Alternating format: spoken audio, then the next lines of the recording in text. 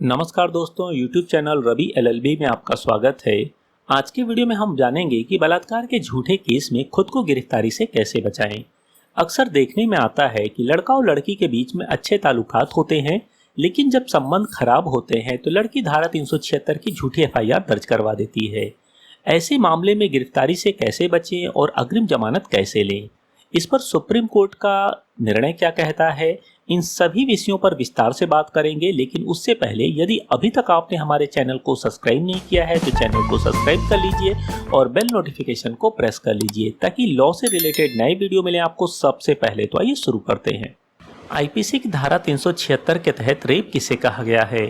बलात्कार की परिभाषा में जबरन यौन संबंध को रेप के रूप में परिभाषित किया गया है।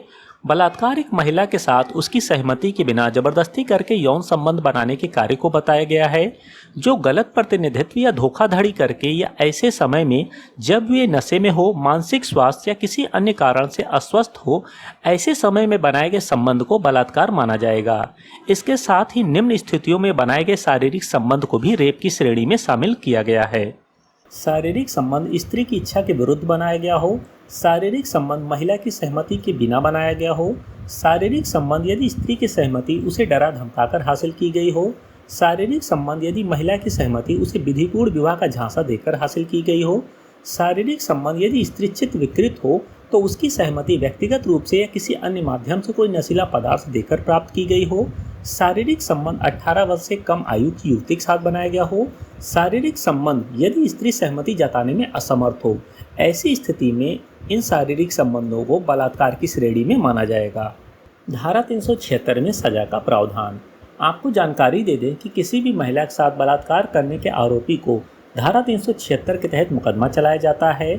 अपराध सिद्ध होने की स्थिति में दोषी को कम से कम 7 साल और अधिकतम 10 साल तक की कड़ी सजा के साथ आर्थिक दंड से भी दंडित किए जाने का प्रावधान है।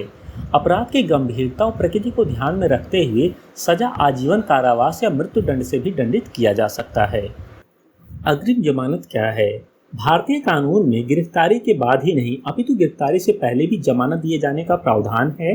दंड प्रक्रिया संहिता की धारा 438 में अग्रिम जमानत देने की शक्ति सत्र न्यायालय और उच्च न्यायालय को दी गई है। ये दोनों न्यायालय किसी भी अपराध में आरोपी को गिरफ्तारी के पूर्व भी जमानत दे सकते हैं। अग्रिम जमानत मंजूर होने के बाद आरोपी व्यक्ति गिरफ्तारी से बच जाता है। अग्रिम जमानत याचिका FIR दर्ज होने से पहले भी ली जा सकती है। यदि आशंका हो कि कोई व्यक्ति फर्जी FIR दर्ज करवाकर परेशान कर सकता है तो अग्रिम जमानत याचिका प्रस्तुत की जा सकती है।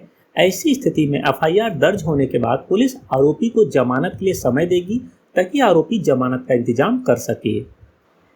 धारा 376 में अग्रिम जमानत का प्रावधान। सामान्य स्थिति में धारा 376 में अग्रिम जमानत का कोई प्रावधान नहीं है, लेकिन यदि लड़की गलत तरह से बदनाम करने तथा धन उगाही करने के लिए FIR दर्ज करवाती है तो ऐसे मामले में न्यायालय अपने विवेक के आधार पर अग्रिम जमानत दे सकता है। हर मामले की परिस्थितियां और घटनाएं अलग अलग होती हैं। धारा 376 बेहद गंभीर अपराध से संबंधित है, इसीलिए न्यायालय अग्रिम जमानत देने से पहले सभी पहलुओं को अच्छे से जांचता है। बलात्कार के मामले में सर्वोच्च न्यायालय ने अग्रिम जमानत याचिका में फैसला सुनाते हुए अहम टिप्पणी करते हुए कहा कि अगर कोई लड़की किसी व्यक्ति के साथ अपनी इच्छा से रह रही है और इस दौरान दोनों के बीच शारीरिक संबंध बनते हैं, लेकिन बाद में जब संबंध टूट जाता है तो ऐसे में युवक के खिलाफ धारा 376 के तहत मामला दर्ज नहीं करवाया जा सकता। सर्वोच्च न्यायालय ने कहा कि शिकायतकर्ता स्वेच्छा से अपीलकर्ता के साथ रह रही थी और उसके बीच शारीरिक संबंध थे। अब यदि संबंध नहीं चल रहा है तो धारा 376 के तहत FIR दर्ज करने का आधार नहीं हो सकता है। बता दें कि इसी मामले में राजस्थान हाईकोर्ट द्वारा CRPC की धारा 438 के तहत अग्रिम जमानत के लिए आरोपी के आवेदन को खारिज कर दिया गया था, जिसके खिलाफ आरोपी व्यक्ति ने सुप्रीम कोर्ट में याचिका दायर की थी। सर्वोच्च न्यायालय ने अपील को मंजूर कर लिया और राजस्थान हाईकोर्ट के उस आदेश को रद्द कर दिया जिसमें शिकायतकर्ता को गिरफ्तारी से पहले जमानत नहीं दी गई थी। बेंच ने कहा कि अपीलकर्ता को सक्षम प्राधिकारी की संतुष्टि के लिए जमानत पर रिहा करने का आदेश दिया जाता है। राजस्थान हाईकोर्ट ने अपने आदेश में गिरफ्तारी से पहले जमानत देने से इनकार कर दिया था और कहा था कि एक स्वीकृत स्थिति है कि याचिकाकर्ता ने शिकायतकर्ता से शादी करने का वादा करके उसके साथ संबंध बनाए थे और उनके संबंध के कारण एक लड़की का जन्म हुआ था। इसीलिए अपराध की गंभीरता को देखते हुए अग्रिम जमानत याचिका की अर्जी को खारिज किया जाता है। अपील करने वाले युवक की ओर से कोर्ट के सामने तर्क दिया गया कि उसके और शिकायतकर्ता युवती के बीच 2015 से सहमति से संबंध थे। रिलेशनशिप खत्म होने के बाद युवती की ओर से धारा 376 2N 377 506 के तहत मामले को दर्ज कराया गया था। आरोपी युवक के अधिवक्ता ने कोर्ट को बताया कि 2015 में जब वह करीब 18 साल का था, इस दौरान उसने करीब 20 साल की युवती के साथ सहमति से शारीरिक संबंध बनाए थे। युवती ने किसी और से शादी कर ली थी। इस बारे में युवक को कोई जानकारी नहीं थी। अग्रिम जमानत की मांग करने वाले युवक के अधिवक्ता ने बताया कि 2021 में उसके मुवक्किल की रेलवे में सरकारी नौकरी लग गई थी। 2019 के बाद दोनों के बीच में कोई संबंध नहीं था। इसके बावजूद युवती की ओर से युवक को परेशान करने के उद्देश्य से झूठे मामले दर्ज कराए गए। युवती ने धन उगाही के लिए दर्ज कराए गए मामले में युवती की ओर से युवक के पिता और भाई को भी आरोपी बनाया गया था।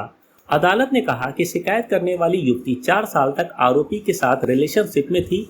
दोनों के बीच शारीरिक संबंध भी थे। चूंकि अब दोनों के बीच रिलेशनशिप नहीं है, तो ऐसे में आईपीसी की धारा 376 2N 377 506 के तहत एफआईआर दर्ज कराने का आधार नहीं हो सकता है।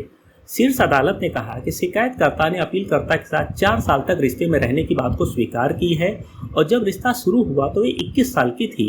इसीलिए सुप्रीम कोर्ट ने अग्रिम जमानत की याचिका को मंजूर कर लिया। आईपीसी की धारा 376 में वकील की जरूरत क्यों होती है? धारा 376 बेहद संगीन और गैर जमानती अपराध है, जिसमें कम से कम 7 साल से लेकर आजीवन कारावास तक की सजा, साथ ही साथ आर्थिक दंड से भी दंडित किए जाने का प्रावधान है। ऐसे अपराध में किसी भी आरोपी का बच निकलना बेहद मुश्किल होता है, क्योंकि इसमें आरोपी को निर्दोष साबित कर पाना बहुत मुश्किल होता है। बलात्कार के आरोप में फंसा आरोपी अपने समाज में किसी को मुंह दिखाने लायक नहीं रह जाता है। ऐसे में एक क्रिमिनल लॉयर ही है जो किसी आरोपी को बचने के लिए उचित सलाह दे सकता है। अनुभवी वकील जमानत के द्वारा गिरफ्तारी से भी बचा सकता है और आरोपी को दोष मुक्त भी करवा सकता है। अब आप 750 रुपये का न्यूनतम शुल्क अदा कर धारा 376 के मामले में हमारे लीगल एक्सपर्ट से कानूनी सलाह प्राप्त कर सकते हैं।